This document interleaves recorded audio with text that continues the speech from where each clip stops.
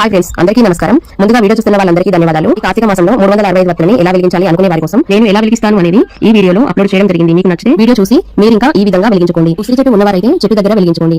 నేనైతే తులసి కోట దగ్గర వెలిగిస్తున్నాను. ముందుగానైతే మనము ఇంటి లోపల దీపాలను వెలిగించుకోవాలి. ఇంటి లోపల పూజ చేసుకున్న తర్వాత ఈ పూజని ప్రారంభించుకోవాలి. ముందుగా మనము తులసి కోట దగ్గర దీపాన్ని వెలిగించుకున్న తర్వాత ఒక పీటని కడిగి చక్కగా బొట్లు పెట్టి అలంకరించుకోవాలి. కింద ముగ్గు వేసి ముగ్గు పైన పీటని ఉంచి పీట పైన ఆకులను ఉంచి మనకు ఇష్టమైన దేవుని విగ్రహాలని ఆకుల పైన ఉంచుకోవాలి. ముందుగా విగ్రహాలకు పసుపు కుంకుమ బొట్లను పెట్టి పువ్వులతో అలంకరించిన తర్వాత గౌరమ్మను పెట్టుకుందాము. గౌరమ్మను చేసి ఒక చిన్న ప్లేట్ లో గానీ ఆకులో గానీ ఉంచిన తర్వాత పీట పైన 2 ఆకులను ఉంచి గౌరీదేవి ప్లేటు ఆకుల పైన పెట్టుకుందాము. ఇప్పుడు గౌరీదేవి పూజ చేసుకోవాలి. గౌరీదేవికి పసుపు కుంకుమ గంధము వస్త్రము పూలు పండ్లు చక్కెర నైవేద్యం పెట్టిన తర్వాత నేనైతే ఇక్కడ ఒక 3 పిండి దీపాలని వెలిగిస్తున్నాను. ఈ పిండి దీపాలతో పాటు ఒక 2 దీపాలను ఇంకా ఉంచి మొత్తం 5 దీపాలతో అమ్మవారికి పూజ చేస్తున్నాను. ఈ దీపాలను వెలిగించి ఊది వస్తువులు ముట్టించి ధూపం చూపించిన తర్వాత కొబ్బరికాయ కొట్టి హారతిస్తే అమ్మవారి పూజ సంపూర్ణం అవుతుంది. ఇప్పుడు 365 వత్తులని ఎలా వెలిగించాలో చూద్దాము. ఈ పూజ అయిన తర్వాత మనము 365 వత్తులు వెలిగించడానికి తయారీసుకోవాలి. ఇప్పుడు పీట ముందుగా కింద పసుపు రాసి ముగ్గు వేసుకుందాము. నేను ఇక్కడ అష్టదళ పద్మ ముగ్గు వేస్తున్నా. ఈ ముగ్గు వేస్తే చాలా మంచిదని అంటూ ఉంటారు. ఇలాంటి ముగ్గు వేసుకోండి. ముగ్గు వేసిన తర్వాత చుట్టూరుగా గీతలు పెట్టి పసుపు కుంకుమ బొట్లు పెడితే లక్ష్మీదేవి ముగ్గు లోపల బందీ అవుతుందని అంటూ ఉంటారు. ఈ విధంగా ముగ్గు వేసి చక్కగా పసుపు కుంకుమ బొట్లు పెట్టిన తర్వాత ఒక 2 ఆకులని ఈ ముగ్గు పైన ఉంచుకోవాలి.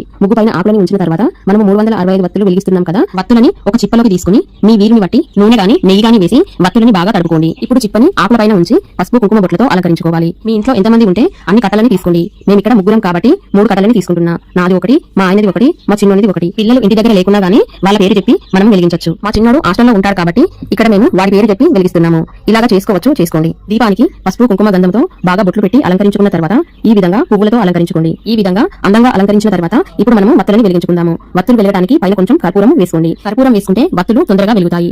ఇప్పుడు చుట్టూరుగా ఉన్న దీపాలను వెలిగించుకుందాము. ఇప్పుడు మధ్యలో ఉన్న 365 వత్తులని ఇంటి పెద్దాయన ముందుగా వెలిగించాలి. తర్వాత నేను ఇంకా వెలిగించాను. ఇప్పుడైతే మా చిన్నోని పేరు చెప్పి ఇద్దరం కలిసి వారి వత్తులని వెలిగించాము. వత్తులు వెలిగించిన తర్వాత దీపం పైన పసుపు కుంకుమ గంధము చక్కెర అక్షంతలు వేసి అగరవస్తులు వెలిగించి ధూపం చూపాలి. తర్వాత హారతిచ్చి ఇప్పుడు నీలారగించి మన మనసులో ఉన్న కోరికలు చెప్పుకుంటూ దేవునికి దండం పెట్టుకుంటే సరిపోతుంది. ఈ విధంగా మీకు నచ్చితే తప్పకుండా చేసుకోండి. వీడియో నచ్చితే వీడియోకి లైక్ చేసి నా ఛానల్ ని సబ్స్క్రైబ్ చేసుకోండి. మన ఛానల్ పేరు ఏకే సరిత కుక్స్. నేను పెట్టే మరిన్ని వీడియోస్ కోసం గంట సింబల్ ని ప్రెస్ చేయండి. నా వీడియో చూస్తున్న వాళ్ళందరికీ ధన్యవాదాలు. ఈ వీడియో మీకు ఎలా అనిపించిందో ఒక చిన్న కామెంట్ చేసి నాకు తెలియజేయగలరు.